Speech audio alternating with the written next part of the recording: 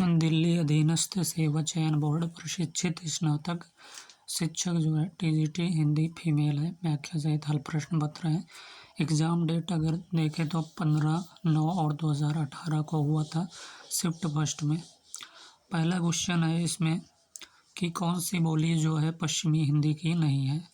क्या बांगरू नहीं है, ब्रज नहीं है, बघेली, ये कन्नौजी, इसमें से कौन सी बोली है जो पश्चिमी हिंदी की नहीं है। तो सी जो है ये पूर्वी हिंदी है, बघेली, और बांगरू, ब्रज, कन्नौजी जो है ये पश्चिमी बोली है। तो बघेली पश्चिमी हिंदी की बोली नहीं है, बल्कि अवधी, बघेली तथा छत्तीसगढ़ी पूर्वी हिंदी के अंतर्गत आती है। जबकि बांगरू, ब्रज, कन्नौजी, खड़ी बोली, हरियाणवी, ये बोलियां किस में आती हैं, पश्चिमी हिंदी के अंतर्गत आती हैं। दूसरा नंबर है मैथिली का प्रयोग क्षेत्र नहीं है। तो मैथिली का प्रयोग क्षेत्र कौन सा नहीं है, दरभंगा, पूर्णिया, मुजफ्फरपुर, मेरठ। तो इसमें से मैथिली का प्रयोग क्षेत्र कौन सा नहीं है। तो मेरठ जो है ये मैथिली का प्रयोग क्षेत्र नहीं है, बल्कि दरभंगा है, पूर्णिया है, मुजफ्फरपुर, ये सभी जो है मैथिली का प्रयोग क्षेत्र हैं।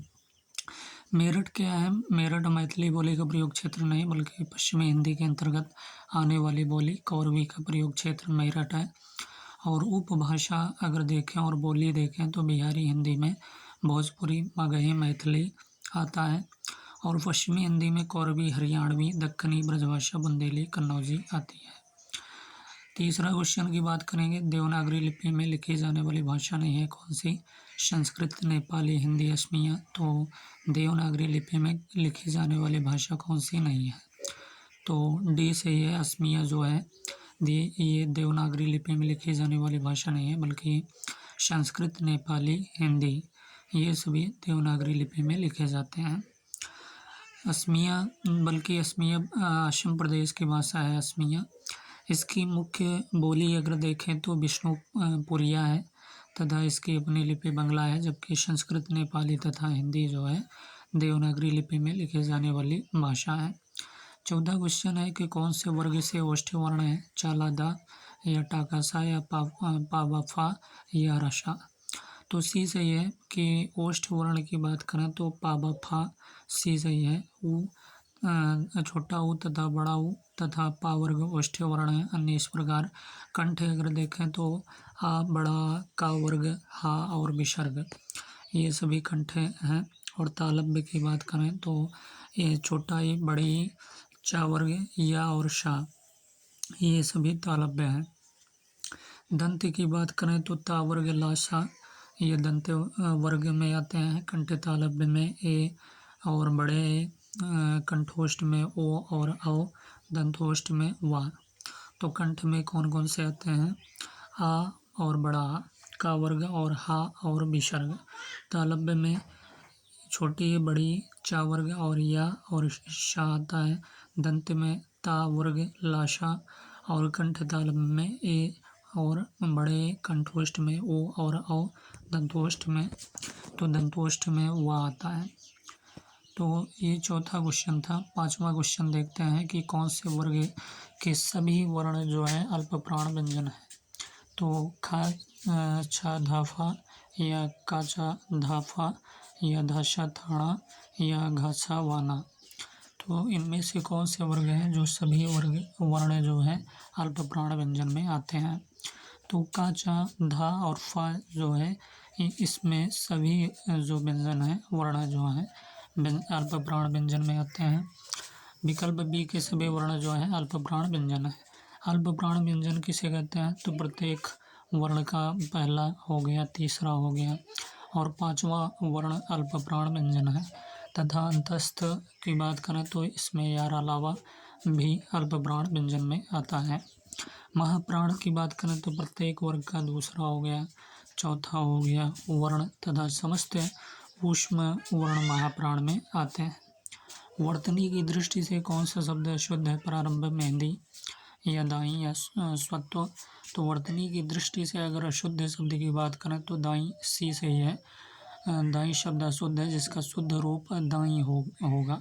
जबकि अन्य सभी विकल्पों की वर्तनी शुद्ध अशुद्ध है, शुद्ध है।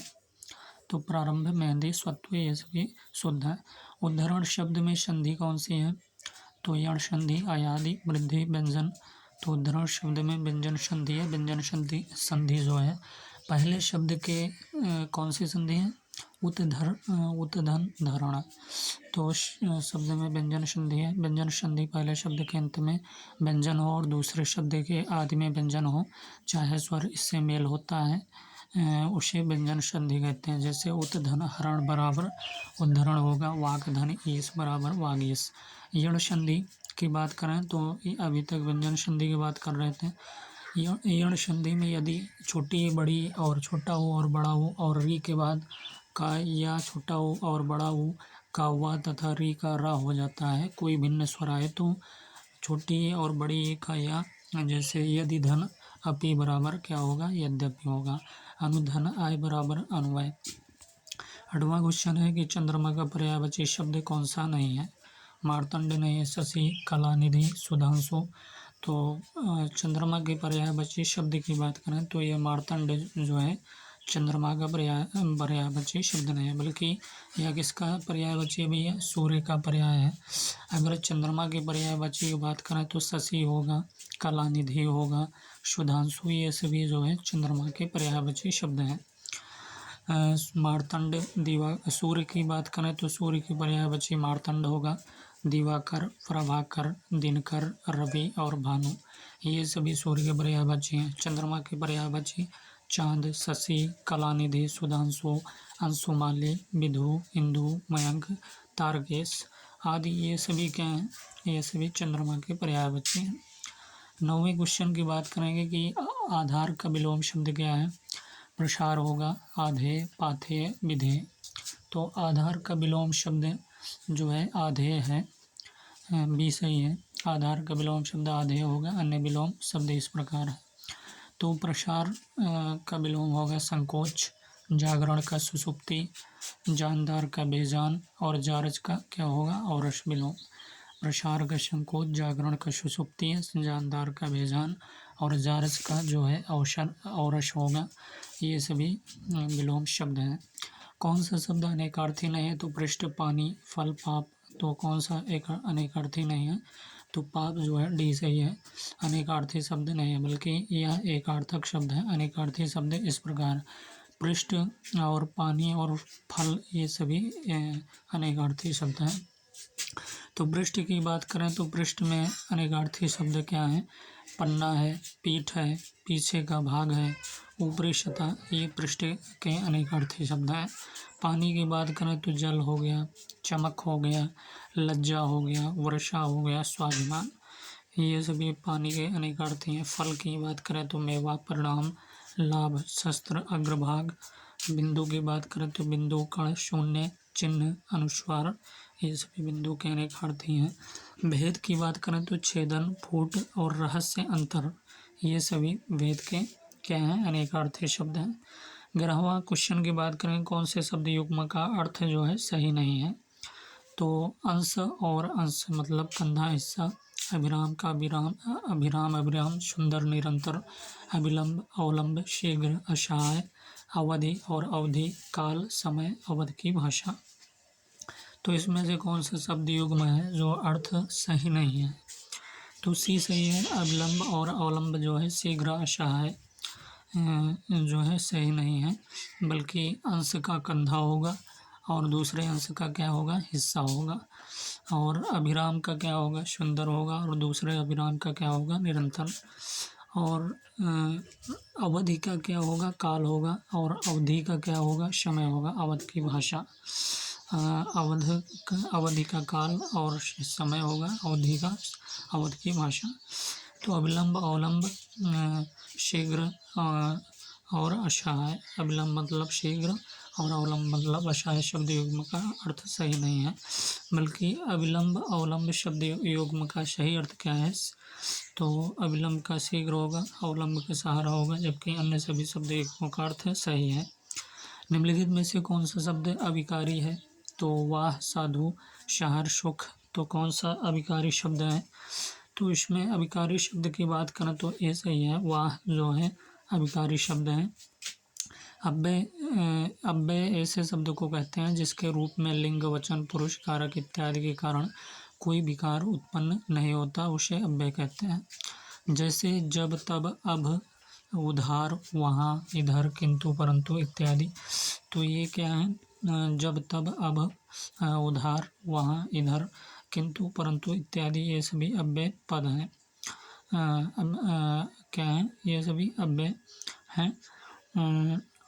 संज्ञा किसे कहते हैं? संज्ञा उस विकारी शब्द को कहते हैं जिससे किसी विशेष वस्तु, भाव और जीव के नाम का बोध हो। संज्ञा उस विकारी शब्द को कहते हैं जिससे किसी विशेष वस्तु का, भाव का और जीव के नाम का बोध हो। जैसे अगर देखें, साधु हो गया और शहर हो गया, सुख इत्यादि, ये सभी संज्ञा हैं। कौन सा शब्द जो है विशेषण है? इसमें से कौन सा शब्द है जो विशेषण है? चचेरा, गरज, सोना और रक्त। तो अगर देखें विशेषण की बात करें तो ये सही है। चचेरा जो है शब्द विशेषण है। चचेरा क्या है? विशेषण है। चचेरा शब्द विशेषण है, जबकि गरज, सोना और तथा रक्त संज्ञा शब्द है। कौन सा? गरज, सोना तथा रक्त क्या है? संज्ञा शब्द है। विशेषण जो संज्ञा या सर्वनाम की विशेषता बताए उसे विशेषण कहते हैं। जैसे देखें तो प्राचीन, पुराना, क्षेत्रीय, पिघला इत्यादि, ये सभी क्या हैं? विशेषण है। प्राचीन, पुराना, क्षेत्रीय, पिघला। तो जो संज्ञा या सर्वनाम की विशेषता बताए उसे क्या कहते हैं? विशेषण कहते हैं।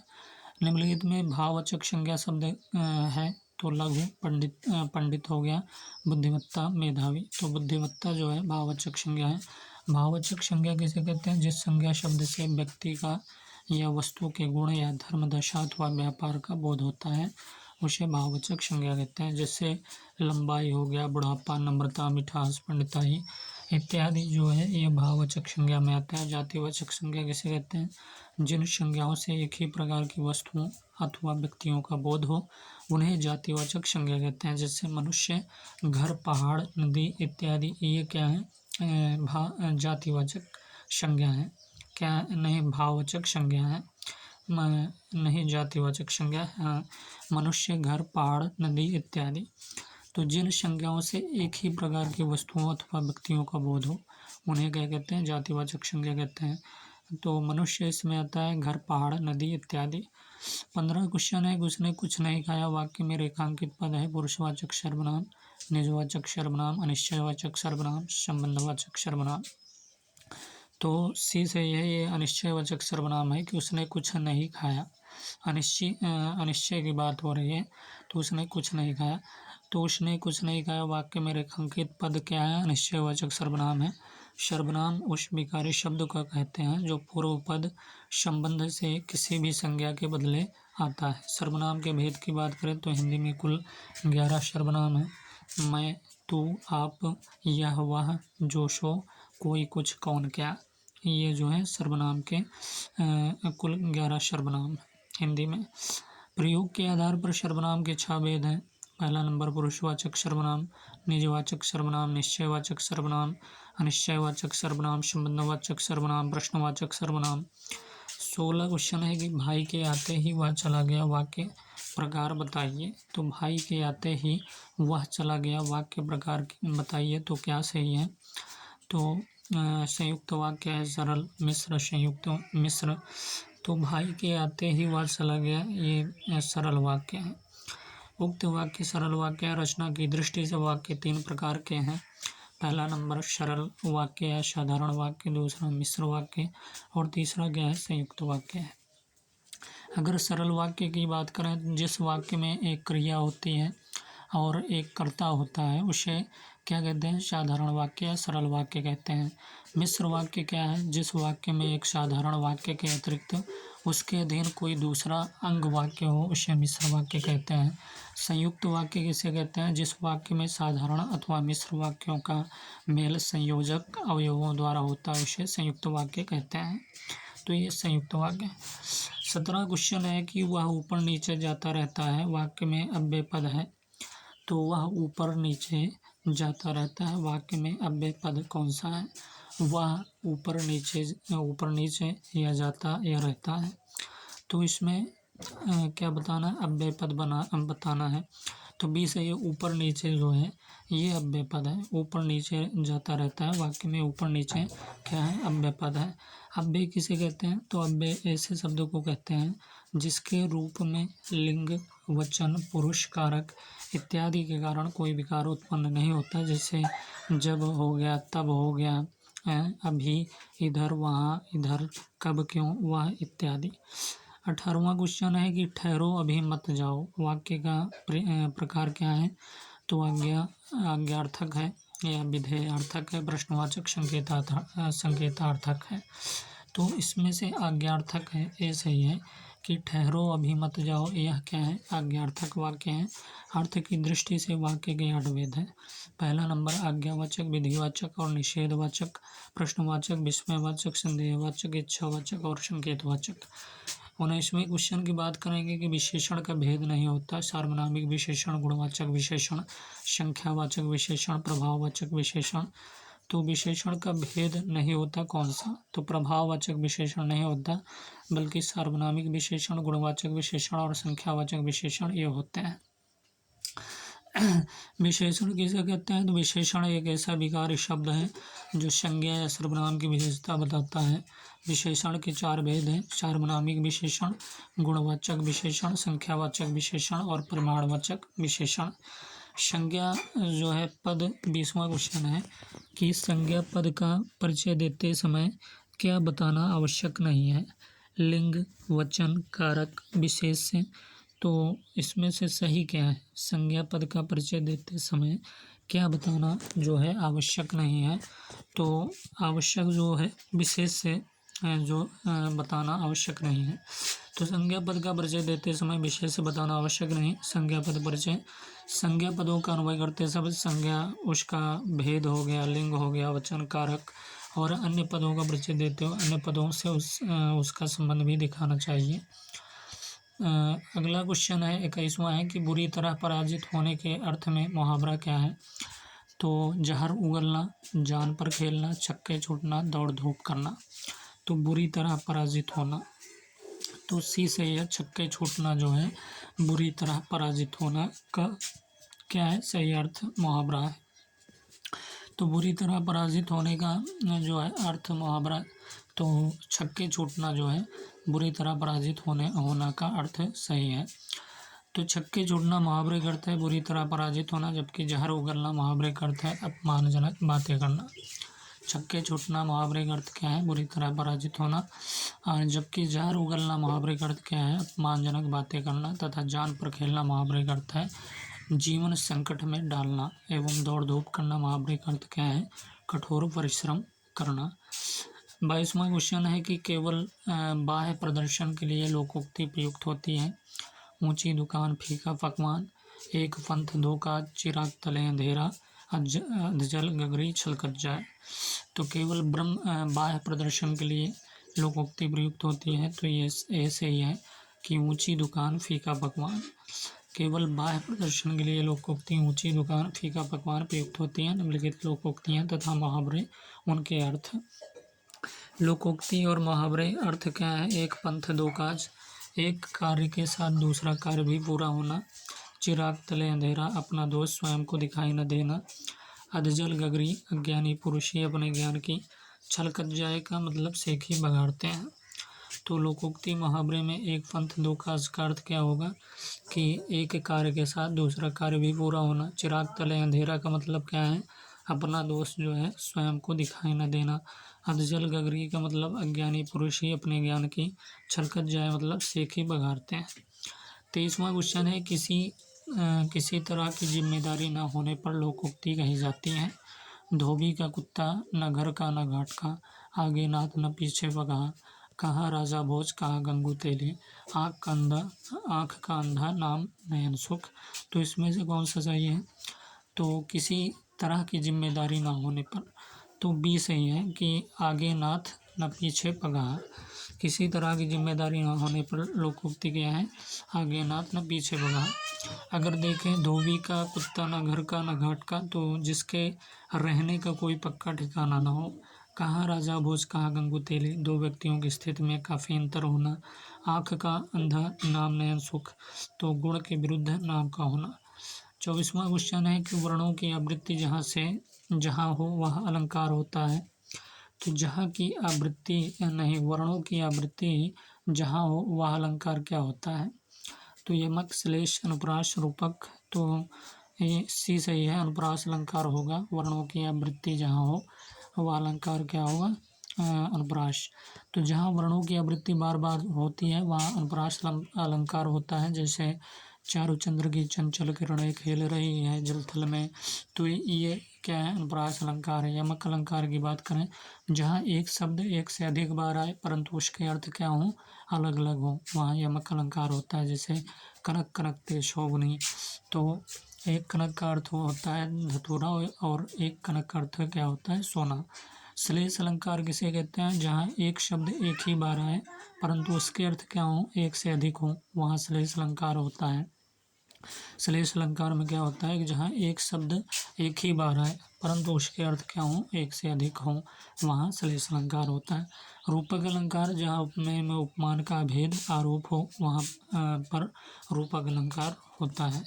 लक्षणा को कहा जाता है, रस कहा जाता है, अलंकार, शब्द शक्ति, छंद। तो शब्द शक्ति लक्षणा को कहा जाता है। लक्षणा को क्या कहा जाता है? शब्द शक्ति। शब्द शक्ति जो है 3 प्रकार की होती है। पहला नंबर अभिधा होता है, दूसरा लक्षणा और तीसरा क्या है? व्यंजना। 26वां क्वेश्चन है कि संविधान का कौन सा अनुच्छेद कहता है कि राज्य और केंद्र के बीच तथा 2 राज्यों के बीच पत्रादि संघ की राजभाषा में जाएगा? तो संविधान का कौन सा अनुच्छेद कहता है कि राज्य और केंद्र के बीच तथा 2 राज्यों के बीच पत्रादि संघ की राजभाषा में जाएगा? तो 345, 346, 344, 351। तो बी सही है कि 346 जो है संविधान का अनुच्छेद 346 कहता है कि राज्य और केंद्र के बीच तथा 2 राज्यों के बीच पत्रादि संघ की राजभाषा में जो है किया जाएगा। अनुच्छेद 344 क्या कहता है? तो राजभाषा आयोग और संसदीय समिति। और अनुच्छेद 345 राज्य की राजभाषा या राजभाषा। अनुच्छेद जो है 351 हिंदी भाषा के विकास के लिए निर्देश। 27वां क्वेश्चन है कि शासकीय प्रयोजनों के लिए राजभाषा अधिनियम 1976 कौन से प्रदेश में लागू नहीं होगा? आंध्र प्रदेश, मणिपुर, तमिलनाडु, महाराष्ट्र। तो शासकीय प्रयोजनों के लिए राजभाषा अधिनियम 1976 कौन से प्रदेश पर लागू नहीं होगा? तो तमिलनाडु है। शासकीय प्रयोजनों के लिए राजभाषा अधिनियम 1976 तमिलनाडु प्रदेश में लागू नहीं होगा। 28वें क्वेश्चन की बात करेंगे कि संविधान की 8वीं अनुसूची में परिगणित 22 भाषाओं में कौन सी भाषा का उल्लेख नहीं है? अंग्रेजी, कोंकणी, पंजाबी, संस्कृत। तो अंग्रेजी का उल्लेख नहीं है। संविधान की 8वीं अनुसूची में परिगणित 22 भाषाओं में अंग्रेजी भाषा का उल्लेख नहीं, बल्कि कोंकणी, पंजाबी, संस्कृत इसका उल्लेख है। संविधान की 8वीं अनुसूची में शामिल 22 भाषाएं असमिया, उड़िया, उर्दू। और बात करें कन्नड़, कश्मीरी, कोंकणी, गुजराती, डोगरी, तमिल, तेलुगु, नेपाली, पंजाबी, बंगला, बोडो, मणिपुरी, मराठी, मलयालम, मैथिली, संथाली, संस्कृत, सिंधी और हिंदी। अगला क्वेश्चन है 29 की शरत धन इंदु से बनेगा क्या बनेगा? शरत धन इंदु से बनेगा कौन सा क्या बनेगा? शरदेंदु बनेगा, शरदिंदु या शरतेंदु या शरतेंदु। तो बी सही है, शरदिंदु बनेगा। शरद धन इंदु से शरदिंदु बनेगा। तो यह व्यंजन संधि का उदाहरण है यह का चट्टा तापा के बाद कोई स्वर हो या वर्ग का तीसरा, चौथा या पांचवा वर्ण हो, अथवा यारा लवा हो का चट्टा तापा अपने ही वर्ग का जो है तीसरा वर्ग गाजा दाबा हो जाता है। अगला क्वेश्चन है कि 30वां क्वेश्चन है, प्रेमचंद जी ने पहला उपन्यास कौन सा लिखा था? निर्मला, सेवा सदन, कायाकल्प, प्रेमाश्रम। तो प्रेमचंद जी ने पहला उपन्यास कौन सा लिखा था? तो इन्होंने सेवा सदन नाम से जो है उपन्यास लिखा था, पहला उपन्यास बना। तो विकल्पगत उपन्यासों में प्रेमचंद का प्रथम उपन्यास सेवा सदन 1918 ईस्वी है। 1917 ईस्वी में यह उर्दू भाषा में बाज़ारे हुस्न नाम से लिखा गया।